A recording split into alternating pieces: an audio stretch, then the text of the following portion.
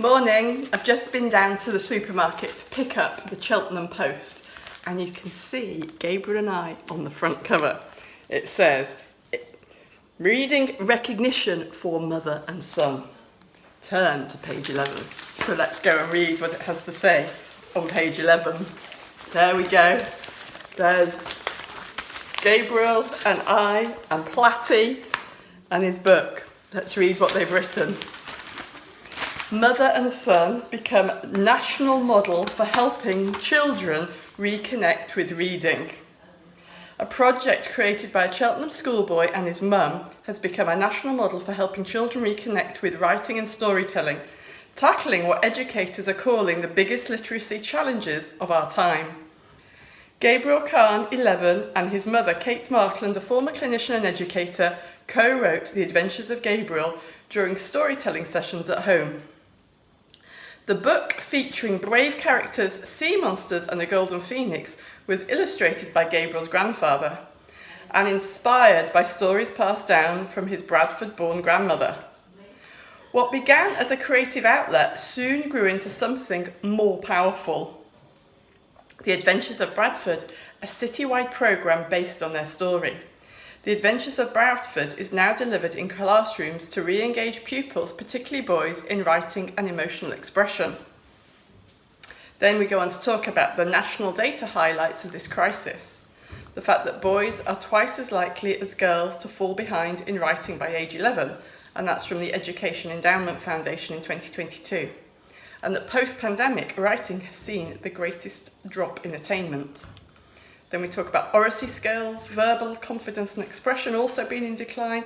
We've got data there from Voice 21 and Oxford University. So in pilot schools, The Adventures of Bradford has achieved a 90% story completion rate, 100% engagement from previous reluctant writers, and voluntary writing sessions requested by pupils. Kate said, "We created this just to help Gabriel express some big emotions. Now it's helping hundreds of children find their voice. It's not about grammar, it's about confidence, imagination and purpose. And children light up when they feel heard." Gosh, that's so true. The classrooms are absolutely coming to life, but they're quoting me there, so of course I believe it.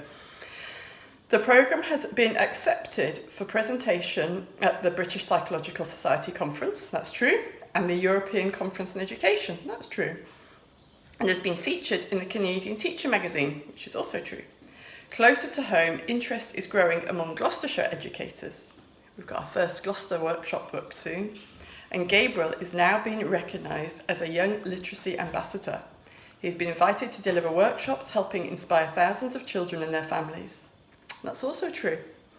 Kate said, "He's showing that boys have stories to tell. They just need to be invited." For more details about The Adventures of Gabriel, visit www.theadventuresofgabriel.com. So that's that lovely article there on page 11 of the Cheltenham Post, which is in all the supermarkets around Cheltenham at the moment. Apparently they're all gone by the weekend, but they're there today. I've been and seen them. They get dropped off at 6 o'clock on a Thursday. Great big piles of them. And if we go over to page 13, there's an advert there which is offering for you to be able to download the first chapter of The Adventures of Gabriel for free as a gift from one child to all the other children that would love to be inspired to create their own stories too. So there we have it. There we have it, in print, in the Cheltenham Post. Gabriel and I, even on the front cover. Wonderful. Have brilliant days, everybody. I know I'm going to. Bye-bye for now.